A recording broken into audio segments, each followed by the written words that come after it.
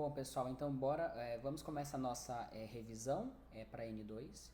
E o primeiro tema que a gente vai falar é sobre o diagnóstico topográfico neurológico. Aqui nesse slide, né, eu ilustro aqui os vários níveis, né? Então, quando eu vou dar o meu diagnóstico neurológico, o meu objetivo sempre é tentar identificar em qual desses níveis eu tenho aí a minha doença, né? Então, aqui eu tenho toda essa lista, desde o mais externo ao mais interno, desde o músculo até os hemisférios cerebrais, né? Eu só incluiria aqui os plexos, né? Então, a gente tem o nervo periférico, as raízes, os plexos, desculpa, o nervo periférico, os plexos, as raízes e depois a medula espinhal. Bom, nas manifestações clínicas das doenças, né, falando aí de cada um desses níveis, a gente tem as disfunções primárias do músculo esquelético, né, que vão ser caracterizadas, obviamente, por uma fraqueza. No estágio inicial, a gente não costuma ter aí alteração de reflexo, a sensibilidade é preservada e as funções corticais não são modificadas, né, visto que se trata de uma doença do músculo, né, então fala, não fala, mas linguagem, raciocínio lógico, cálculo, né? Então todas essas funções corticais elas são preservadas.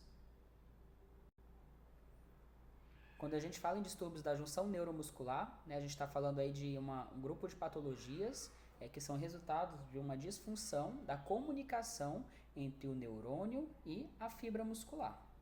Né, a doença mais conhecida é a miastenia gravis, onde eu tenho aí uma deficiência, desculpe, não deficiência, eu tenho uma doença autoimune onde eu tenho anticorpos contra receptores da membrana muscular que impedem a comunicação impedindo a comunicação entre o neurônio e a fibra muscular, né, e resultando em fraqueza. Né, semelhante a doenças do músculo, né, o paciente ele vai ter aí uma fraqueza proximal simétrica e é muito comum também o aparecimento de sinais bulbares, né, como disfagia, alterações da mobilidade ocular e dificuldades para a fala. Né?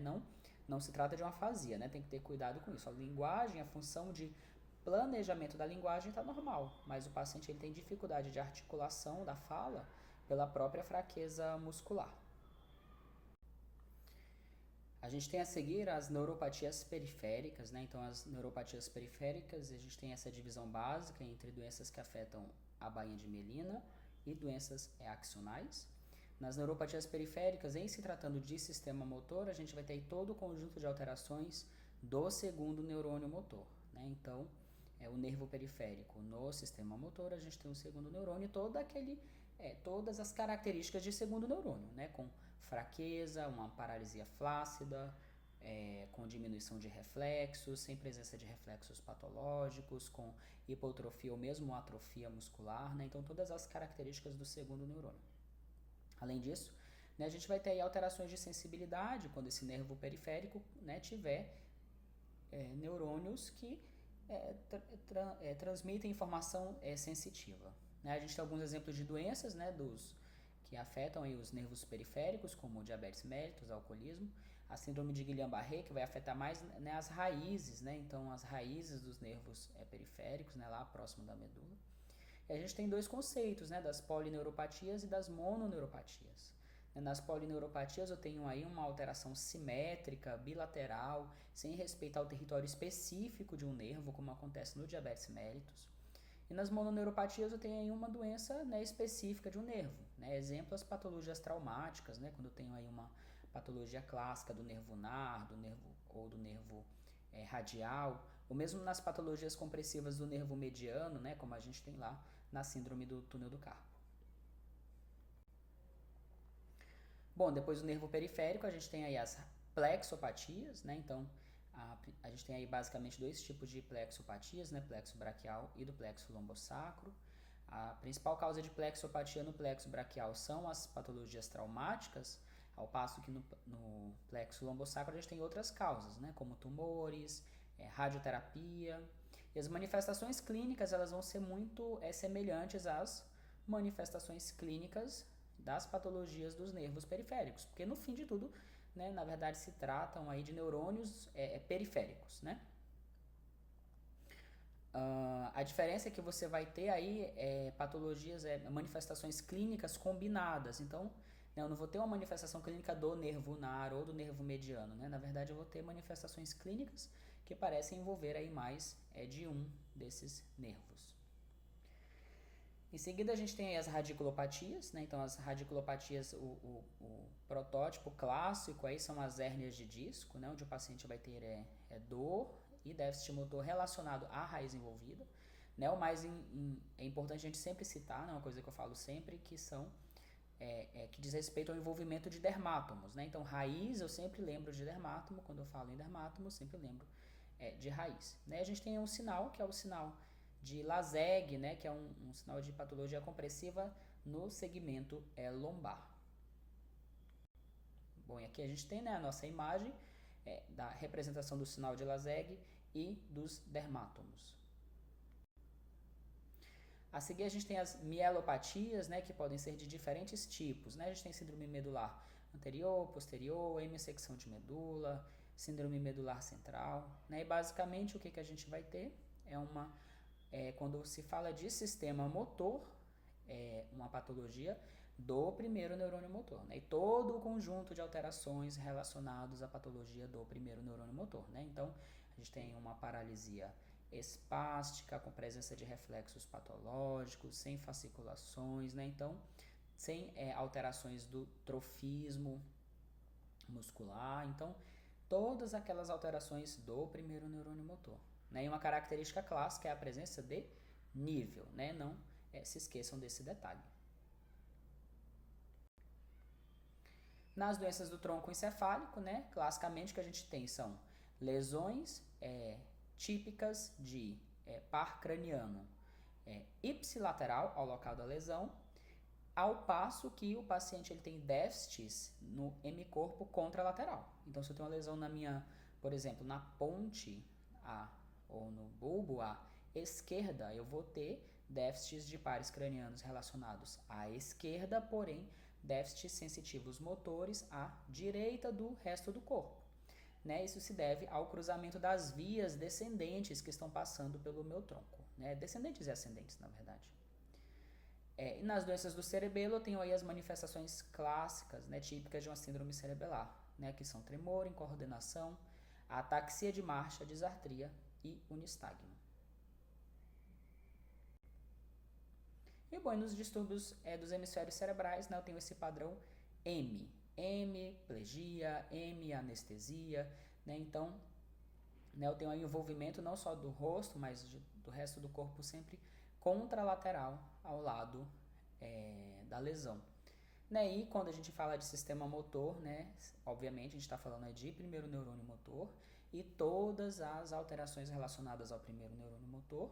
E aqui a gente tem, né, uma alteração que é típica do córtex, que são as alterações que são exclusivas do córtex. Por exemplo, linguagem, memória, né? Então, se o paciente tem um déficit neurológico associado à alteração de linguagem, disfunção cognitiva, alteração de memória, ou um sintoma típico cortical, um sinal típico cortical, como uma crise epilética, né, com certeza essa doença vai estar no cérebro, né, vai estar lá em cima, no córtex, no hemisfério cerebral. Né, não tem como a pessoa ter uma alteração de linguagem por uma lesão medular, né, porque linguagem é uma função do córtex cerebral. E aqui a gente tem aquele diagrama com a representação dos diferentes tipos de déficits, né? Então, na letra A a gente tem as alterações do hemisfério, letra B tronco, letra C medula, letra D a gente tem uma síndrome medular central, letra E uma polineuropatia, letra F uma síndrome da hemissecção de medula, que é o Brown-Séquard, letra G e H a gente tem uma patologia do nervo periférico e uma radiculopatia. Bom, nosso próximo capítulo será umas doenças do neurônio motor.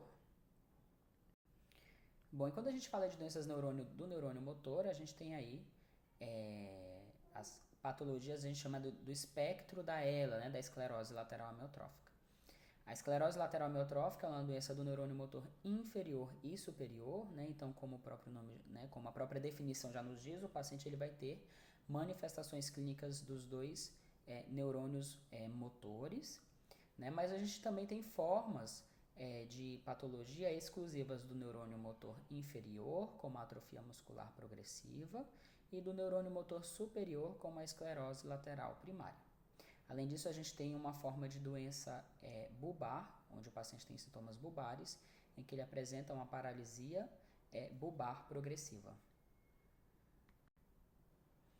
A esclerose lateral amiotrófica é uma doença neurodegenerativa, crônica, progressiva, neurodegenerativa, que vai levando a uma paralisia progressiva da musculatura voluntária. O paciente tem uma degeneração dos neurônios motores, tanto no córtex motor primário, quanto nas vias córtico-espinhais. Além disso, ele tem aí uma degeneração dos neurônios motores no tronco cerebral, e na medula, acometendo tanto o primeiro quanto o segundo neurônio motor. No espectro da ELA, a gente tem essas diferentes manifestações, a gente tem aí, além daquelas 4 que eu já citei, da ELA, a esclerose lateral primária, a paralisia bulbar progressiva e a atrofia muscular progressiva, a gente também tem aí as síndromes flail in arm, flail in leg, onde eu tenho uma manifestação de doença do neurônio motor inferior, que inicialmente vai se limitar aos membros superiores, no caso da flail in arm, ou membros inferiores, como no caso da flail in leg, mas que com a progressão da doença vai acabar cometendo aí outros segmentos também. Bom, as formas clínicas, então, são manifestações clássicas de doença do neurônio motor, Então, você tem doença do neurônio motor superior com todas as, aquilo que a gente está sempre repetindo, todas as outras consequências relacionadas ao neurônio motor superior. Uma paralisia espástica, com reflexos patológicos, com hiperreflexia, sem fibrilações ou fasciculações. E no neurônio motor inferior, todas as manifestações de doença do neurônio motor inferior, fraqueza, fasciculações, atrofia e diminuição do tônus. Bom, nas formas clínicas com comprometimento de tronco, a gente tem aí disfagia e disartria. Bom, só para a gente ter aí uma dimensão mais global da doença, 2/3 dos pacientes começam aí com fraqueza nos membros, o outro terço vai começar com fraqueza bulbar, A doença ela tem aí um início insidioso, os pacientes eles costumam ter piora com alterações térmicas e à medida que a doença vai avançando, a gente tem aí sintomas bulbares e respiratórios, que vai ser aí a principal causa de morte dos pacientes. Alguns pacientes lá no final da doença, já próximo aí ao desfecho final da doença, eles podem desenvolver uma demência frontotemporal e sintomas parkinsonianos. E a progressão da doença ela leva a sinais de neurônio motor inferior e neurônio motor superior bulbares, cervicais, torácicos e lombares. Inclusive, a gente vê lá nos critérios de diagnósticos da esclerose lateral amiotrófica que o paciente ele precisa ter, para você fechar diagnóstico, você precisa ter sinais de doença do neurônio motor inferior e superior nos 4 segmentos, cervical, torácico, lombar e bulbar, que não são explicados aí por nenhuma outra patologia, um diagnóstico de exclusão. Entre as formas clínicas, a gente tem a atrofia muscular progressiva, que é uma doença puramente do neurônio motor inferior, e a gente inclui as síndromes flail in arm, flail in leg, que também são exclusivas do neurônio motor inferior. O que muda é que você tem aí inicialmente a doença ela vai se limitar aos membros, Claro que à medida que a doença vai evoluindo, isso vai acometendo outros segmentos, E essas patologias elas têm uma progressão um pouco mais lenta que a ELA, Não é muito mais lenta, mas é um pouco mais lenta.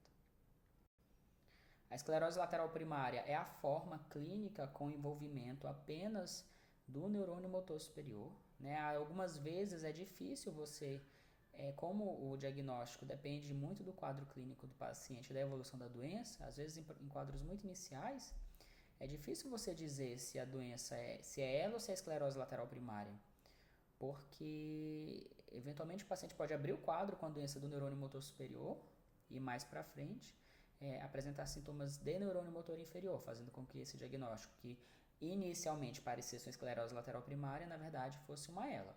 né? Mas a evolução e o acompanhamento do paciente vão acabar aí te contando, né, qual é a forma clínica, qual a variante que ele apresenta. Né, os mecanismos envolvidos, existe aí um componente genético, mais um gatilho ambiental. Né, e o que se acredita é que existe aí um excesso de glutamato na fenda sináptica, levando a uma toxicidade, né, excitatória, porque o glutamato é um neurotransmissor excitatório, levando à morte do neurônio. A gente acredita também que existe aí um estresse oxidativo, que faz com que haja perda de mecanismos de defesa contra radicais tóxicos e é uma disfunção, né, mitocondrial. O diagnóstico dessas doenças envolve basicamente critérios clínicos. Né? A gente faz exames complementares, né, como essa lista aí enorme de exames, para afastar outras patologias. Né? Então, habitualmente não tem um exame, né, que venha lá, esclerose lateral amiotrófica, atrofia muscular progressiva, positivo. A gente tem aí nessa série, faz essa série de exames para afastar outras patologias, tá? A eletroneuromiografia ajuda no diagnóstico, né, principalmente para identificar, né, os sinais de doença do neurônio motor inferior, né, a desnervação crônica, né, dos músculos, e também avaliar outras doenças neuromusculares, né, como doenças da junção neuromuscular, né, que no estágio inicial pode ser assim parecido, né, isso pode gerar dúvida. Então a gente faz aí essa avaliação sistêmica, né, afasta várias patologias com exames laboratoriais, a eletroneuromiografia e os estudos de neuroimagem. Né, e aqui a gente tem um resumo dos critérios clínicos, né, que a gente usa. Então, basicamente, né, para você ter o diagnóstico de doença do neurônio motor, né, esclerose lateral amiotrófica, você precisa ter, no caso da ELA, acometimento dos 4 segmentos, com sinais de neurônio motor inferior e neurônio motor superior, que não são explicados por outras patologias. É claro que o paciente não abre o quadro já com neurônio motor superior e inferior nos 4 segmentos.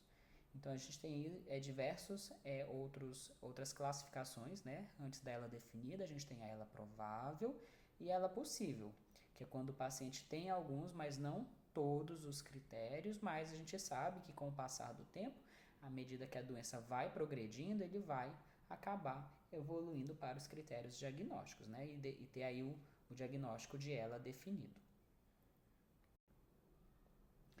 Bom, o tratamento ele é voltado na melhoria da qualidade de vida, infelizmente ainda é uma doença incurável, né? Existe aí uma medicação que é o Riluzol, que a gente estima aí um ganho de 2 a 3 meses de sobrevida, pode retardar um pouco a ida para a ventilação mecânica, né? Mas a gente sabe que esses pacientes vão fazer fraqueza de musculatura respiratória, fazem muita disfagia e acabam precisando de uma gastrostomia. Né? E a gente o médico que acompanha esse paciente, ele vai auxiliar o paciente aí nesse processo de progressão da doença. Infelizmente, a doença tem uma sobrevida aí, né, máxima de 5 anos.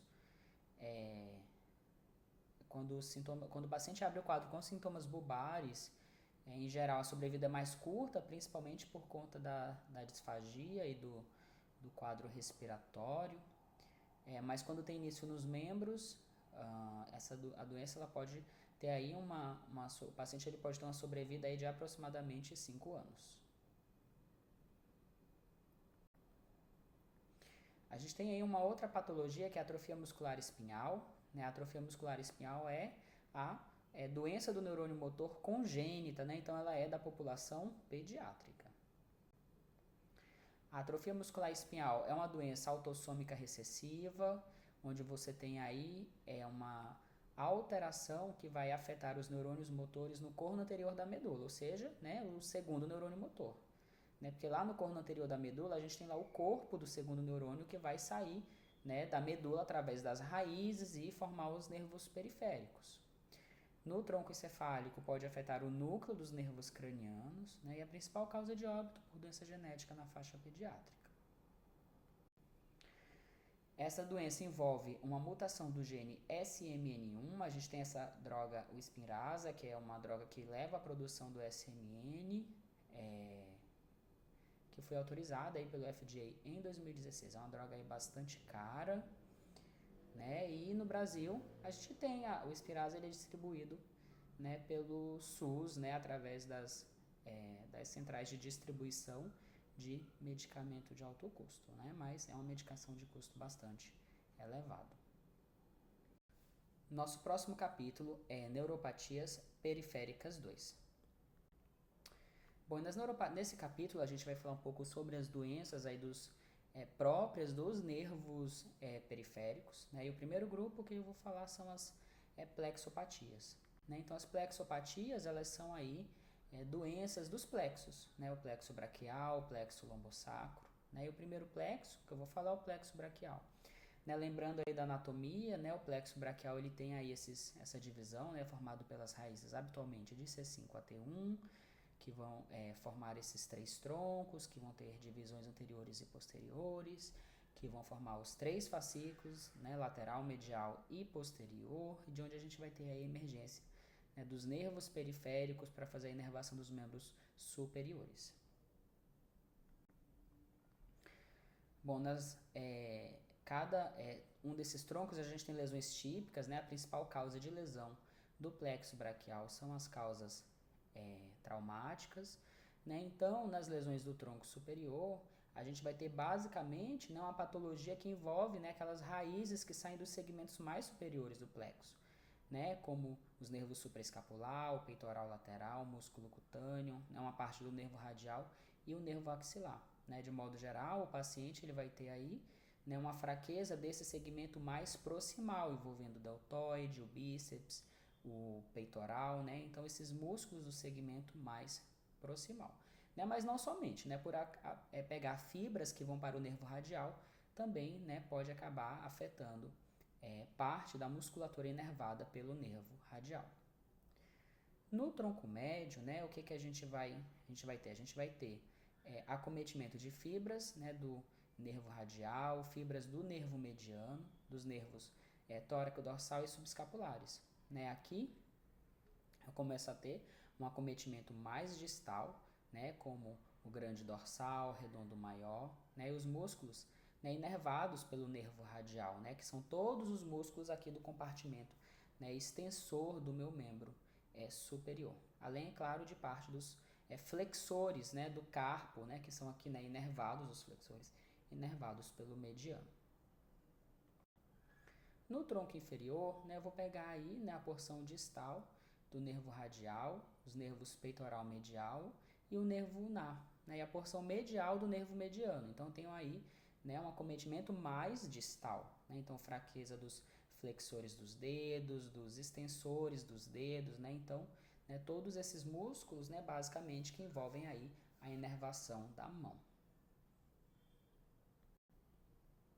A gente também tem aí as lesões dos fascículos, né, como os fascículos lateral, que são os três, né, o lateral, o posterior e o médio, né. Aqui nas lesões dos fascículos, né, fica um pouco, você começa a ter mais lesões combinadas, né, visto que você não vai afetar os nervos, os ramos colaterais que emergem do tronco, mas você vai ter mais lesões combinadas relacionadas ao fascículo, né? Então, por exemplo, do fascículo lateral, a gente tem aí o nervo músculo cutâneo e um pedaço do mediano, sai do fascículo lateral.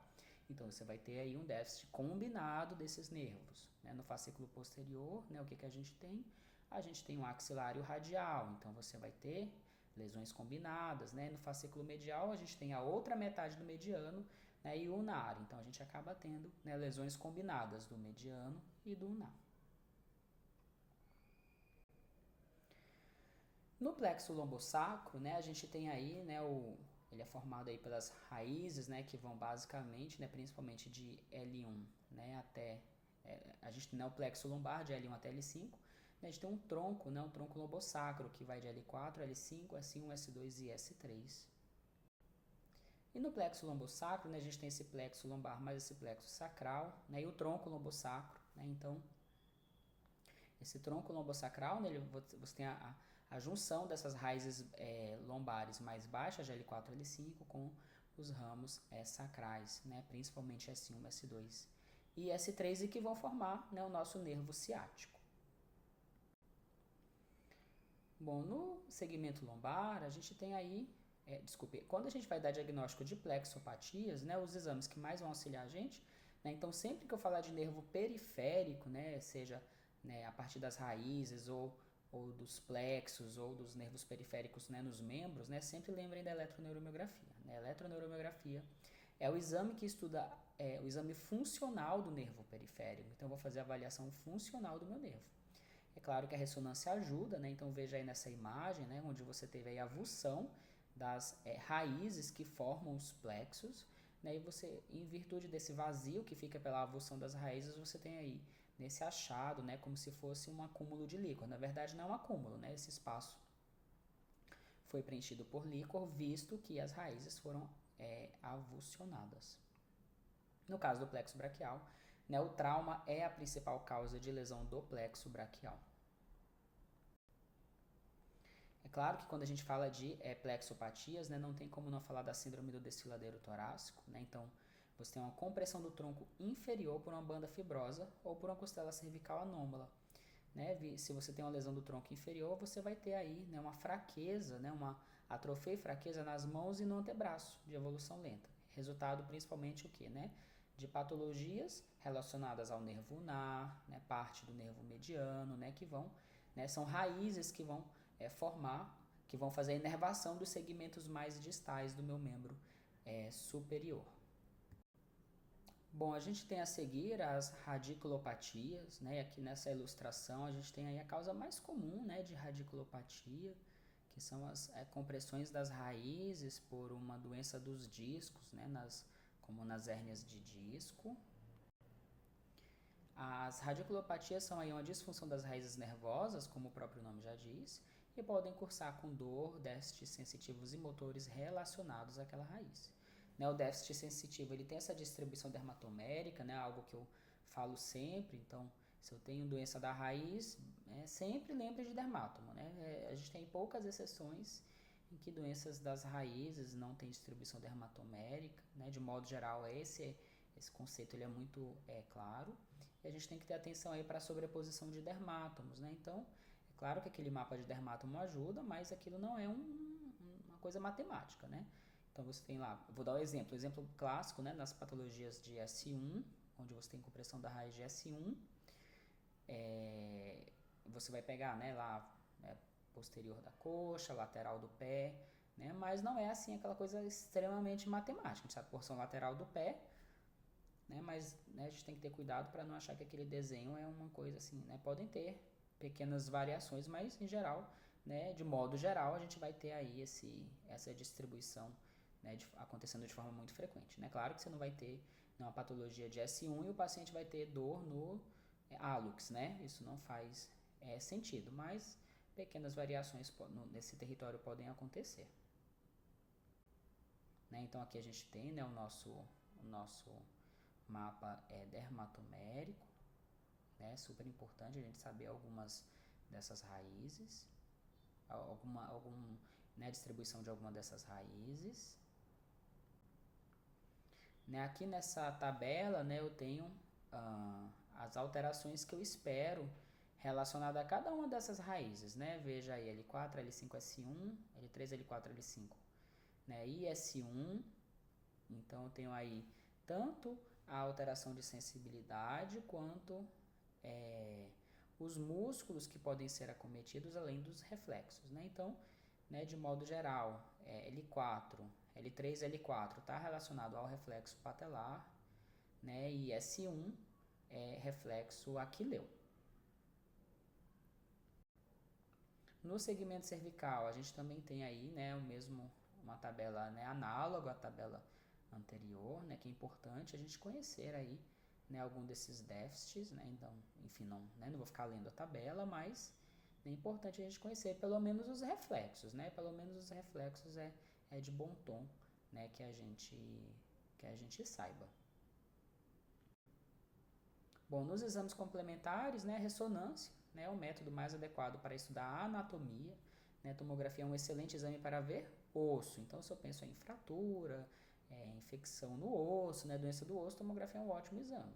Para ver o nervo, ver a coluna licórica, ver o disco, né, que são tecidos que têm grande quantidade de água, né, são tecidos moles, ressonância é o método de imagem mais adequado.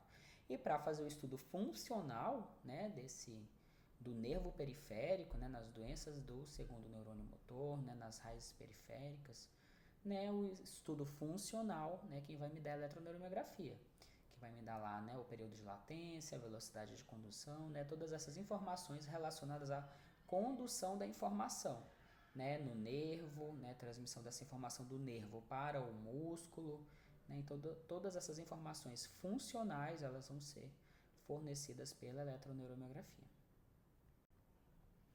Bom, o tratamento, né, depende da dor, vocês já devem ter visto aí na disciplina de dor e cuidados paliativos a escada analgésica, então a escada analgésica ela, né, é um guia geral que ajuda a gente na escolha das medicações analgésicas e o tratamento cirúrgico, se o paciente for candidato, né, isso ele é individualizado, né, se não opera todas as hérnias, né, existem, né, critérios de tratamento para hérnias de disco, né, então que não envolvem só cirurgia, envolve também reabilitação, que é tão ou mais importante, muitas vezes, quanto o tratamento cirúrgico.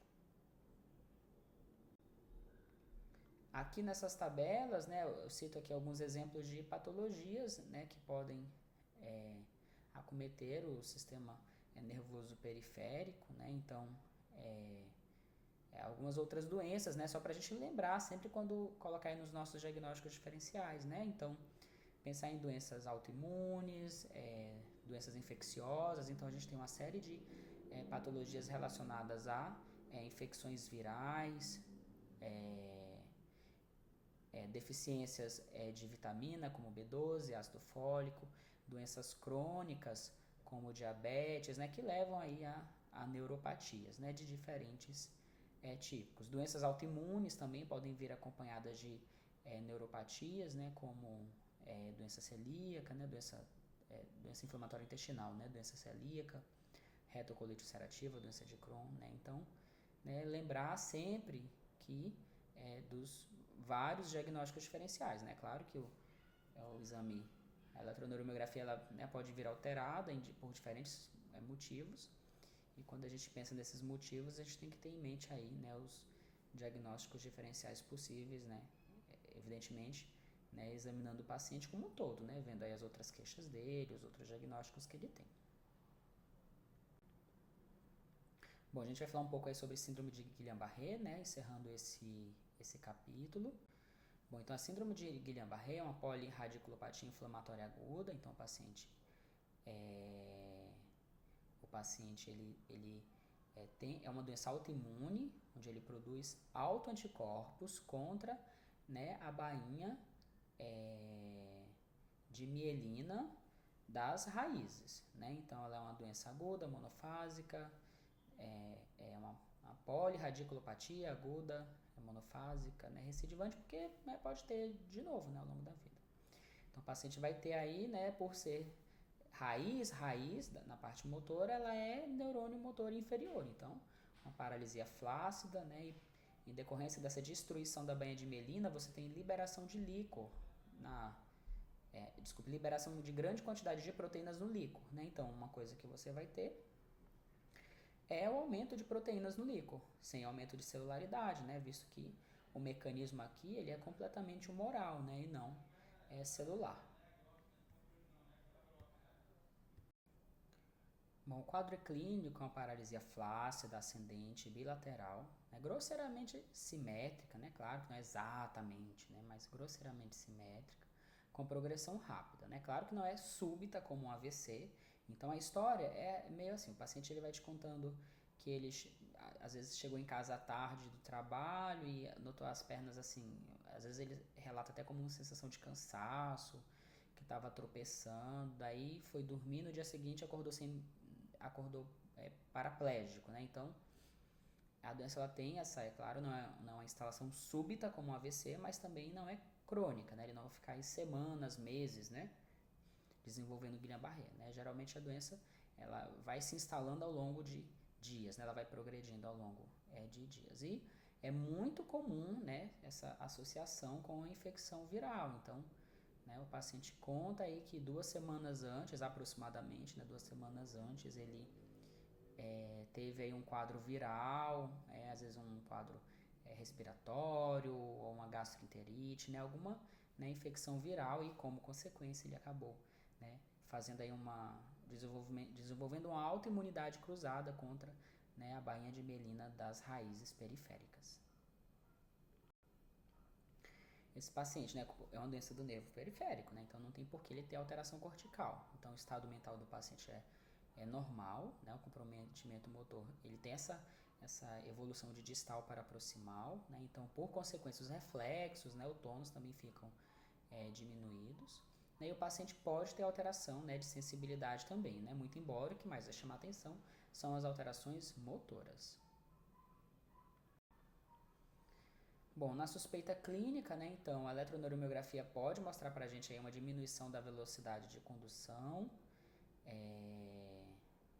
e o líquor, né, o clássico, né, então o paciente com a paralisia flácida de instalação ao longo de horas, né, horas ou poucos dias, né, às vezes, maioria das vezes 2 a 3 dias, né, muito embora possa ter essa evolução ao longo de 2 semanas, a maior parte dos casos aí 1 ou 2 dias o paciente já tem uma evolução bem notável, né? Então, né, para de caminhar, né, já tem sintomas bem evidentes. Né? A gente tem no líquor um achado que a gente chama de dissociação proteíno-citológica. Então, você tem um aumento de proteínas com citologia normal, né? Diferente de uma meningite, né? Onde você tem aumento de celularidade. Então, aqui você tem uma citologia normal. Né? A ressonância pode ter captação de contraste nas raízes. Né? Não é habitual a gente pedir ressonância para diagnóstico de Guillain-Barré. Às vezes a gente pede para avaliar outras doenças, não para dar o diagnóstico de Guillain-Barré. Né? O achado clássico é realmente esse déficit motor com paralisia flácida associado à dissociação proteíno-citológica. Né? Esse é o padrão mais comum. É claro que outros diagnósticos diferenciais precisam ser lembrados, né? Mielite transversa, né? De forma hiperaguda, né? A paralisia do paciente ela vai ser flácida, né? Ele não vai desenvolver espasticidade, embora vai pegar primeiro o neurônio motor, né? Logo, né? Então, às vezes ele abre o quadro com um quadro flácido, aí, óbvio que depois de 2, 3 dias ele já, às vezes até um pouco menos, mas ele já vai desenvolver espasticidade, mas agudamente, hiperagudo, ele faz uma paralisia flácida. A gente tem que pensar em deficiências nutricionais, intoxicação por metais pesados, né? Outras doenças autoimunes, como as vasculites, né? Miastenia gravis é um diagnóstico diferencial também, e patologias compressivas da medula, né? Às vezes um hematoma, né, que se forma na medula pode acontecer também. O tratamento deve ser feito o mais precocemente possível, então a doença vai se instalando, o tratamento ele não visa reverter o dano, então a bainha de melina ela se regenera com o passar dos dias, das semanas. O que a gente faz é tentar interromper esse processo de desmielinização. Nosso maior medo é que essa paralisia alcance a musculatura respiratória, porque uma vez que alcança a musculatura respiratória, o paciente, né, tem fraqueza, precisa ser entubado. Isso aumenta muito a mortalidade do paciente, né? O risco de infecção na ventilação mecânica, o fato de ficar muitos dias acamado, né? Todas as consequências relacionadas a esse processo. Né? Então a gente faz, né, imunoglobulina, né, 2 gramas por quilo fracionado em 5 dias, ou, né, as sessões de plasmaférese. Né? Esse paciente ele obrigatoriamente vai para a UTI se tiver sinais de comprometimento respiratório ou desautonomia, que podem acontecer também. O prognóstico é bom, né? A mortalidade é baixa, felizmente, né? A gente tem disponível a imunoglobulina, plasmaférese para esses pacientes. Né? A principal causa de morte são as complicações respiratórias e a desautonomia, né? E até 20% dos pacientes podem ser incapazes de andar após 6 meses. Né? Claro que quanto mais precoce for dado o diagnóstico, maiores são as chances de recuperação desse paciente. Bom, nossa próxima aula vai ser agora doenças da junção neuromuscular. Né? E quando a gente fala de doenças da junção neuromuscular, né, a primeira doença que vem à nossa mente é a miastenia gravis, né, que é talvez a doença mais conhecida, né, nas doenças da junção neuromuscular. Né? Então a gente tem aí, né, uma doença que ela tem essas 3 características básicas: fraqueza, fatigabilidade e flutuação. Né? Então nunca se esqueçam, né? Miastenia gravis é igual a fraqueza, fatigabilidade e flutuação. É uma doença autoimune, né? Até recentemente a gente só conhecia anticorpos contra receptores da acetilcolina, né? Então, o que acontecia? O neurônio libera acetilcolina para dar o comando do músculo, mas como os receptores são destruídos por esses anticorpos, você acabava não tendo, né, a transmissão da informação e o músculo não contrai. Logo, o resultado disso é fraqueza. Né? Claro que existe um grupo de pacientes que tinham todas as características de miastenia graves, porém tinham um anticorpo anti-acetilcolina negativo. Né? Isso leva a gente a crer que existam outros autoanticorpos além do receptor de acetilcolina contra outras proteínas, né, da membrana da fibra muscular. Né? E mais recentemente a gente teve a descoberta aí do anti-MuSK, mas ainda assim existe um grupo de pacientes, né, que continuam soronegativos, né, que são anti-receptor de acetilcolina negativo e anti-MuSK negativo. Né? Esses pacientes a gente chama eles de pacientes soronegativos, embora todos os outros sintomas e as alterações na eletroneuromiografia sejam compatíveis com miastenia graves. Então, o quadro clínico, né, habitual é a queda da pálpebra, né, o paciente tem aquele olho, né, caído, ele entra no consultório com a fraqueza importantíssima, tem paralisia da mobilidade ocular, ele não consegue nem olhar para cima, tem dificuldade de mastigação, ele vai comer, à medida que ele vai mastigando, ele vai fadigando, né, até que chega um ponto que ele não consegue sequer mastigar o próprio alimento, pode ter disfagia, dificuldade de fala, né, então a articulação das palavras fica dificultada, fraqueza nos membros, né, você pede ao paciente em crise subir uma escada, é impossível. E numa condição mais grave, né, dificuldade respiratória, que é uma emergência, né, esse paciente, né, imagina, o paciente que não respira, ele pode morrer. Bom, a história clínica, o paciente tem essa história de fatigabilidade, né, ele conta que levanta de manhã, não tá, às vezes está sintomático ou com poucos sintomas e ao longo do dia ele vai piorando. Né, um teste que você pode fazer é pedir para ele olhar para cima e à medida que o tempo vai passando, né, a pálpebra vai caindo e ele começa a ter fraqueza da mobilidade ocular. Né, outra forma é você pedir para o paciente contar em voz alta, né, 1, 2, 3 até 50. Né, a gente percebe que ele vai tendo uma disfonia, né, ele não consegue terminar essa contagem. Outra característica é a flutuação. Então, qualquer coisa descompensa o paciente miastênico. Febre, infecção, estresse físico, estresse emocional, período menstrual nas mulheres, né? Então, todas essas características, né, levam a uma flutuação muito grande da doença, com períodos de piora e de melhora. Bom, no quadro clínico, né, a gente tem esse quadro clínico típico, mas, né, existem algumas particularidades, né, no caso dos pacientes que têm anti-MuSK positivo, que você vai ter mais frequentemente, você tem mais fraqueza bulbar e fraqueza nos músculos do pescoço, e uma atrofia precoce nos músculos faciais e da língua. Exames complementares, a gente tem alguns testes, né, como o teste do gelo, então o paciente ele melhora, ele tem essa fraqueza da mobilidade ocular e ele melhora com a compressa fria. A gente também tem os testes farmacológicos com a neostigmina EV ou IM e o hidrofônio, né, a neostigmina a gente não faz muito frequentemente porque ela leva a uma estabilidade hemodinâmica muito importante, o hidrofônio às vezes é difícil de encontrar. Né, o que a gente tem de mais habitual são os estudos neurofisiológicos. Então, a eletroneuromiografia, você tem a condução nervosa, né? O estudo de condução, né? A bainha de melina ou axônio estão íntegros. Então, o estudo de condução está normal.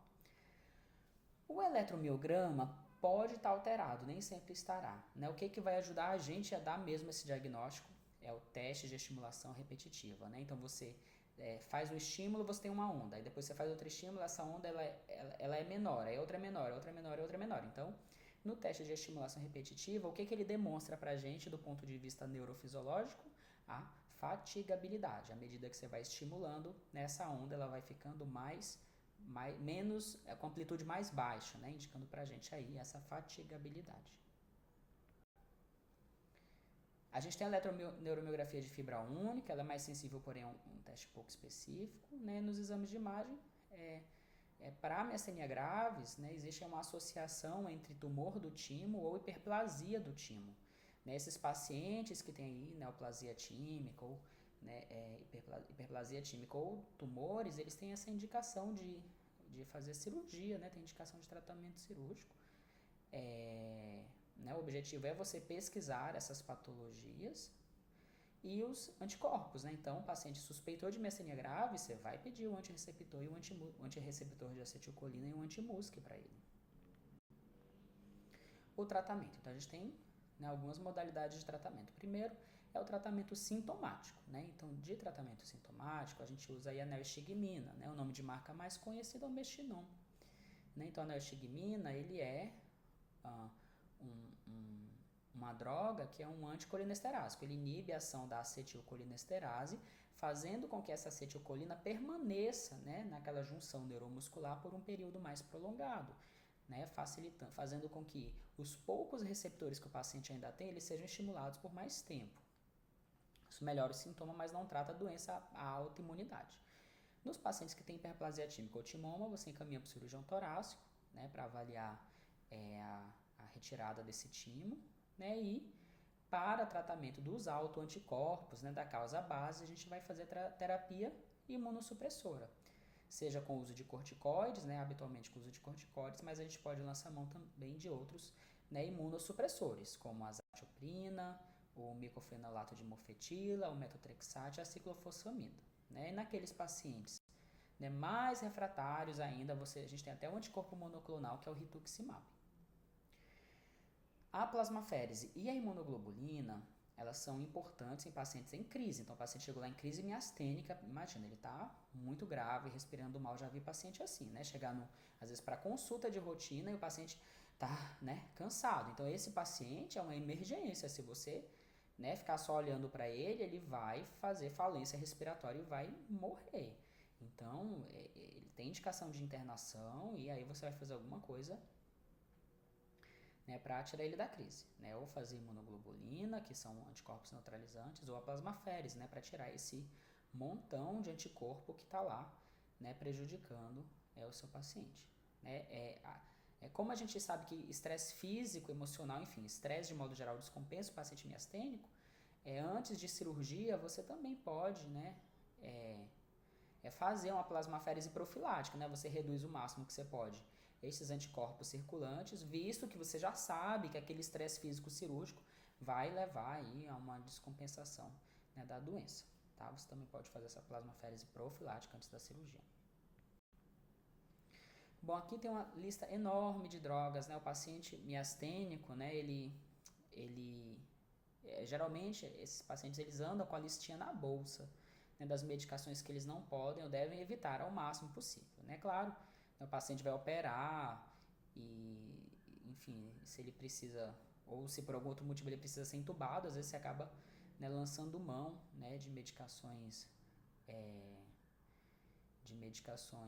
sedativas que podem piorar, né, a condição dele, né? Então, né, a gente tem que ter sempre pesar esse risco-benefício, né, para o paciente, né? Evitar o máximo possível, mas eventualmente pode ser que a gente não tenha aí muitas opções, né? Mas sempre tem em mente, né, que são drogas, né, a serem evitadas. Então, na crise miastênica, né, acho que até já adiantei um pouco, né, um quadro agudo com insuficiência respiratória, é muito grave, tem indicação de UTI, intubação orotraqueal. Nesse paciente de crise miastênica, aquele paciente que tem uma quantidade muito grande de autoanticorpos circulando aí no corpo dele. A próxima síndrome miastênica que a gente vai falar é a síndrome miastênica de Eaton-Lambert, né? Então, essa síndrome miastênica, ela é diferente da miastenia graves, que é pós-sináptica, né? A doença está lá na membrana na membrana da fibra muscular, né? No receptor da membrana.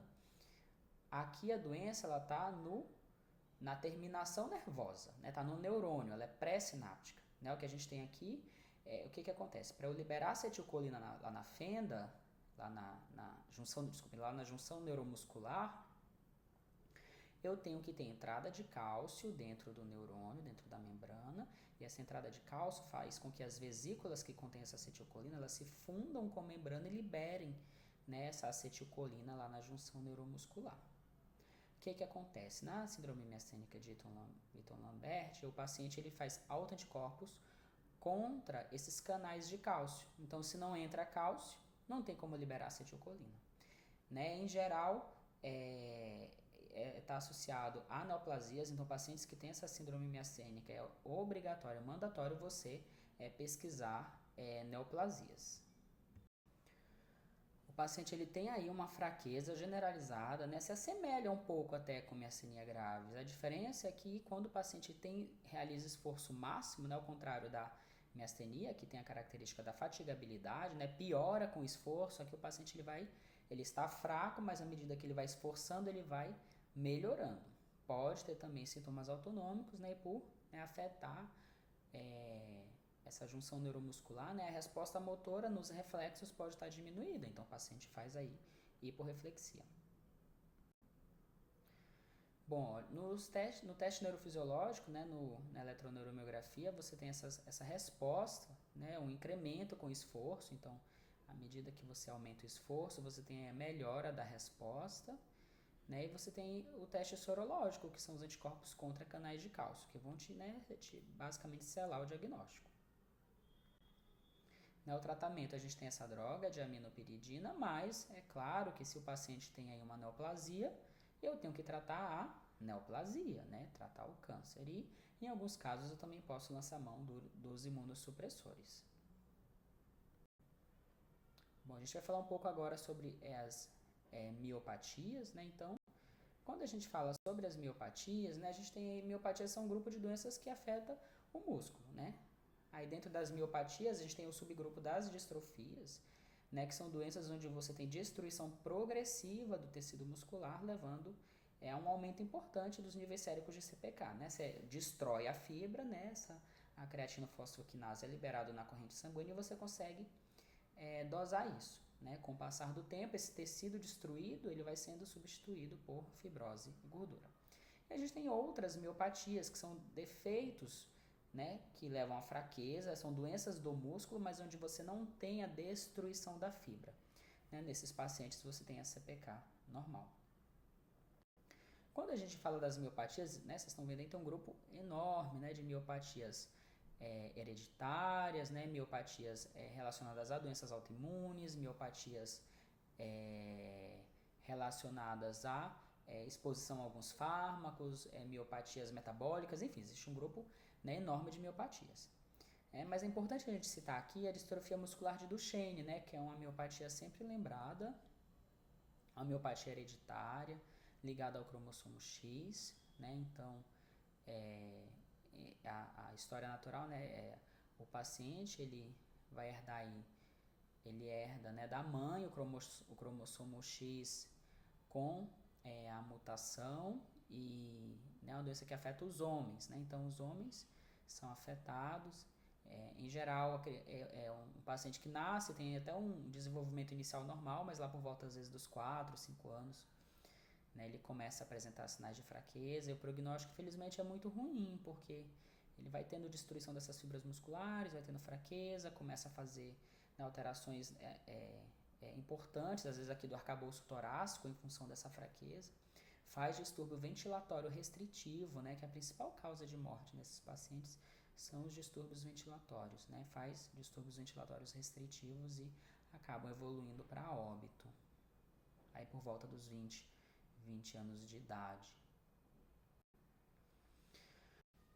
Em relação à sintomatologia, a gente tem sintomas negativos, ou seja, aqueles caracterizados por perda de função, e sintomas positivos, aqueles caracterizados por aparecimento de outras condições. Né? Então, entre os negativos, a gente tem aí, né, basicamente a fadiga, a fraqueza e a hipotonia muscular. Nos positivos, você tem a mialgia, que é a dor, né, a hipertrofia muscular, que no caso das distrofias musculares, a gente tem uma pseudo-hipertrofia, né? Aquilo não é uma hipertrofia verdadeira. Hipertrofia verdadeira é quando a fibra muscular aumenta de tamanho. Aqui eu não tenho um aumento da fibra muscular. Embora externamente você olhe aquele grupo muscular aumentado de tamanho, na realidade ele está aumentado porque tem um grande infiltrado, né, de gordura e tecido fibrocicatricial que faz com que aquele volume aumente, mas não é um aumento da fibra muscular. O paciente não fica mais forte, pelo contrário, né, ele está ficando, né, mais fraco. Né? Então, e fora outros, né, sintomas, né, como a dor, né, a mialgia, muito comum em decorrência dessa fraqueza. Né? Então, todas essas alterações elas são associadas. A mioglobinúria, né, como resultado aí dessa destruição da fibra e o aumento, né, da CPK, né, na corrente sanguínea podem acontecer também.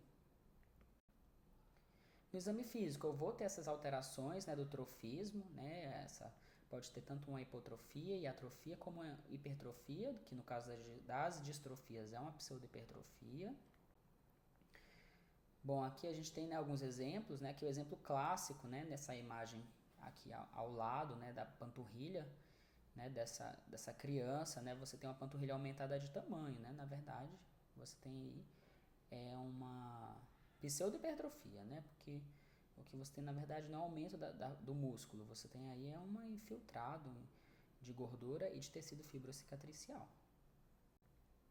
Aqui a gente tem um sinal clássico, né, que é a manobra de Gowers, né, esses pacientes eles fazem muita fraqueza proximal, então ele tem dificuldade de levantar o tronco, então ele faz essa manobra como se ele estivesse escalando o próprio corpo até ele ficar, né, de pé, né, então ele se apoia nos pés e aí ele começa a usar as mãos para ir como que escalando os membros inferiores até conseguir ficar com o tronco elevado.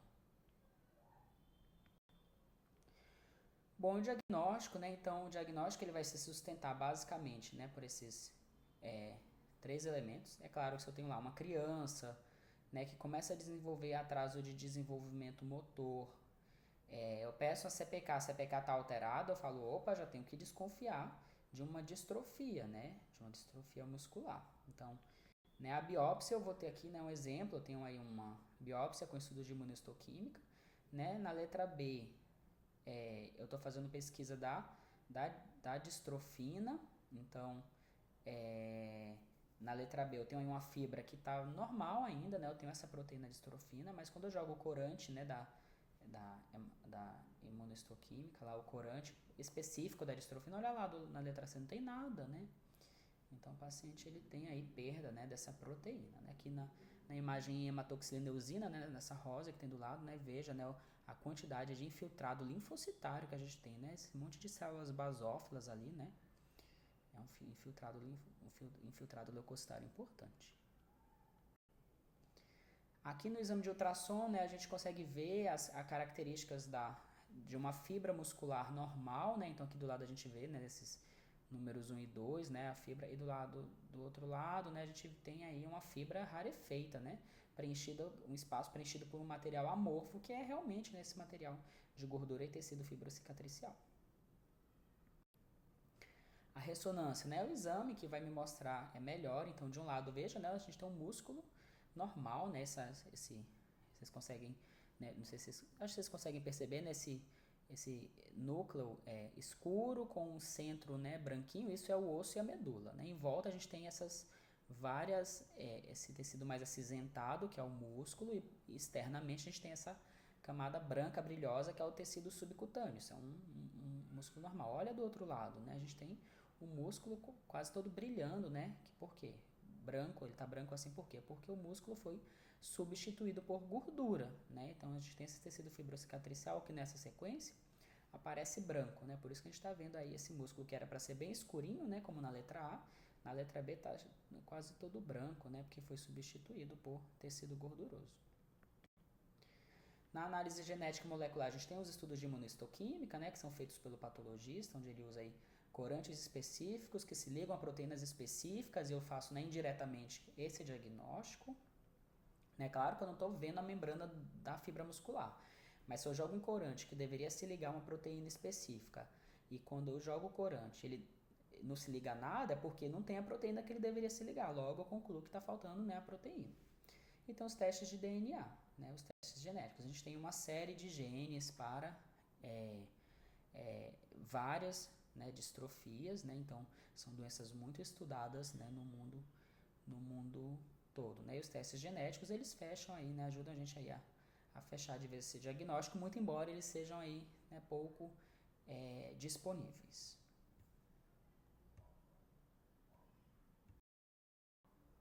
Bom, gente, a gente está acabando aí nossa revisão, né, vou falar um pouco aí sobre os transtornos do sono.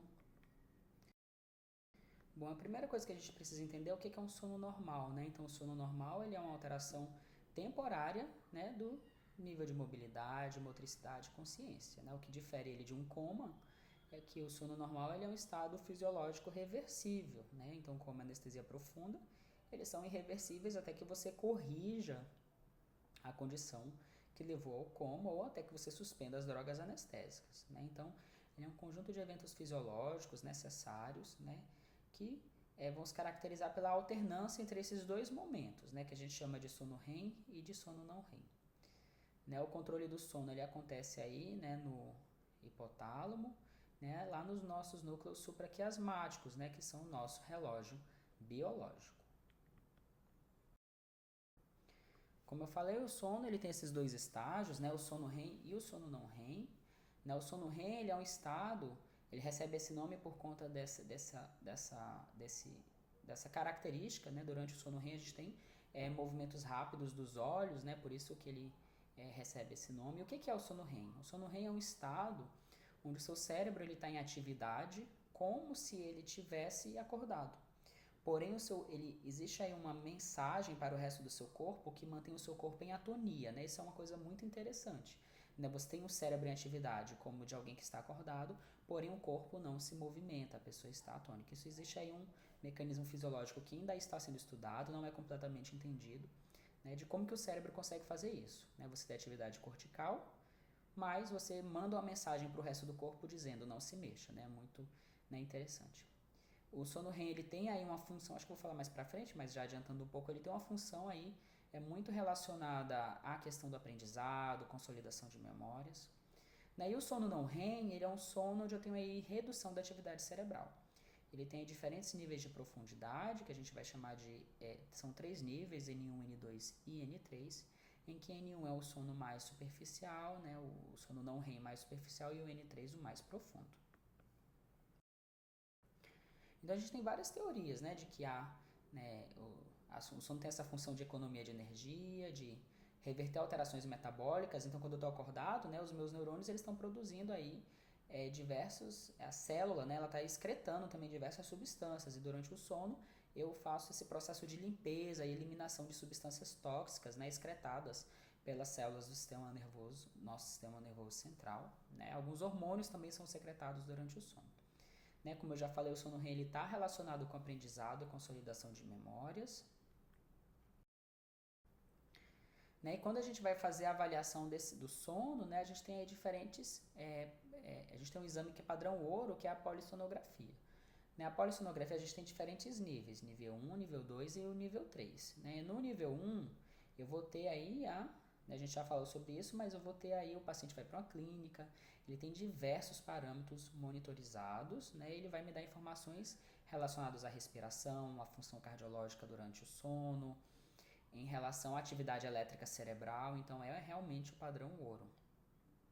O nível 2 e o nível 3 eu tenho aí, né? No nível 2 eu tenho uma monitorização, mas o paciente vai para casa com o equipamento que faz monitorização multiparamétrica também, não com o mesmo grau de precisão do nível 1. E no nível 3 eu tenho aí, ele é mais simplificado, né? Então tem o fluxo aéreo, movimentos torácicos abdominal, eletrocardiograma e oximetria. O paciente consegue ir para casa também. Né? No nível 3 eu consigo, por exemplo, dar um diagnóstico de apneia do sono, né? Então, que é um diagnóstico importante quando a gente fala em distúrbios do sono, né? Afeta muito a qualidade do sono do paciente. Né? Mas nem sempre ele vai ser, né, capaz de me dar as informações que eu preciso. Eventualmente, eu preciso fazer nível 1. Né? Eu digo isso porque não é que às vezes com nível 3, que é mais simples de fazer, você já consegue dar o diagnóstico que o paciente precisa, né? Você não precisa fazer essa do nível 1, que é mais restrita, a gente não tem tantos locais que realizam esse tipo de exame, demanda mais recursos, é mais caro, né? Então, às vezes com o nível 3 você resolve o problema do paciente, né? É importante a gente ter isso em mente para não imaginar, né? Todo distúrbio do sono eu vou pedir nível 1? Nem sempre, né? Vai depender aí da minha avaliação. Bom, quando a gente fala em distúrbio do sono, a gente tem as parassonias, mas o principal distúrbio do sono é a insônia, né? Não são as doenças que dormem muito, né? São as condições que fazem o paciente dormir pouco. A definição de insônia, né, é a dificuldade para iniciar ou manter o sono, ou as duas coisas, ou uma insatisfação com a qualidade do sono. Vocês vão ver isso. Às vezes o paciente fala que dorme a noite toda, mas acorda de manhã como se tivesse, assim, trabalhado a noite inteira, né? Tem paciente que fala isso. Nossa, doutor, parece que eu acordo de manhã, mas acordo cansado, né? E isso se reflete no dia a dia do paciente, né? Tem um impacto negativo nas atividades do dia a dia, né? De modo simples, a gente vai dividir essa insônia aguda ou crônica, né? Esse critério de temporalidade, ele se aplica a várias coisas, né? De 3 meses, né? Então, uma insônia com duração menor que 3 meses, a gente fala que ela é aguda, né? E a partir de 3 meses a gente considera como um quadro crônico.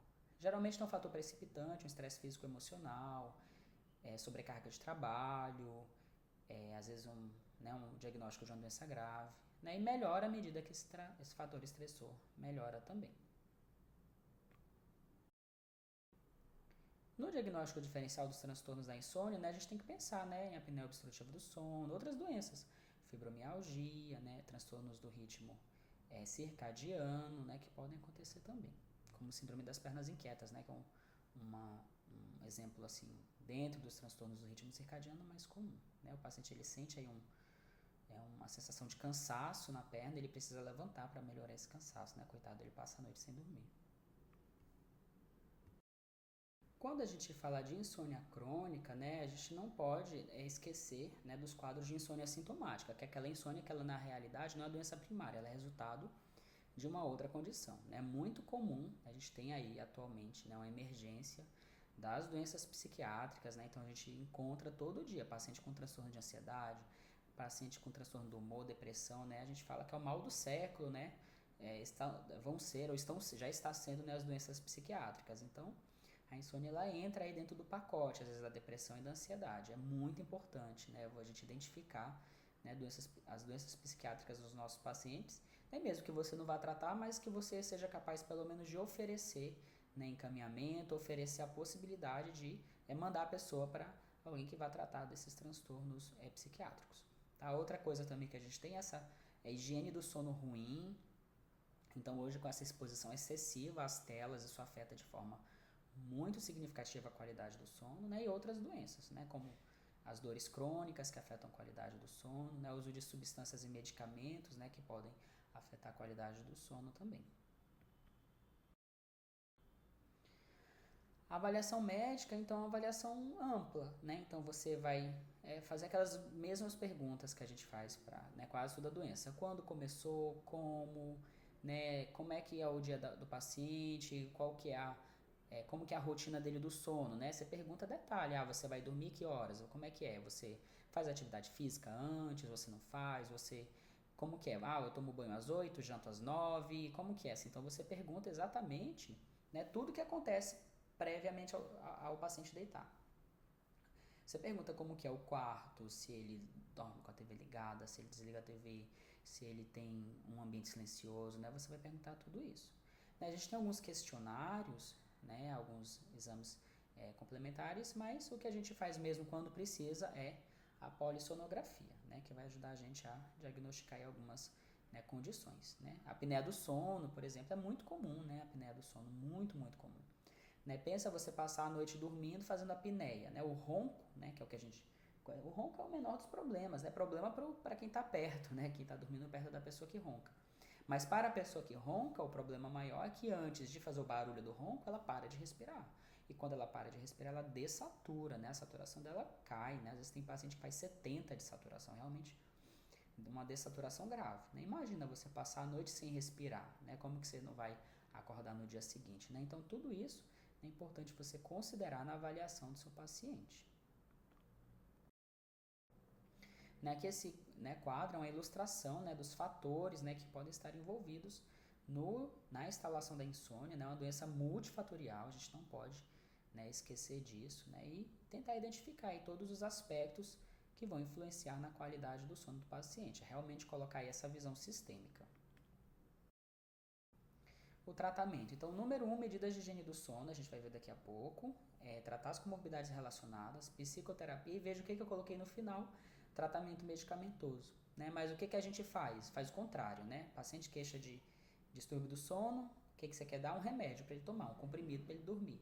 Né? E você ignora, né? E, infelizmente, a gente, né, tem muitos colegas, né, tem essa prática de ignorar, né, todos os outros aspectos de higiene do sono, de outras doenças como, né, as doenças psiquiátricas que são cada vez mais comuns, né, a psicoterapia, né, e quer dar um comprimido para o paciente para resolver de uma vez o problema e acaba muitas vezes criando outros problemas, né? A gente vai ver um pouco sobre tratamento.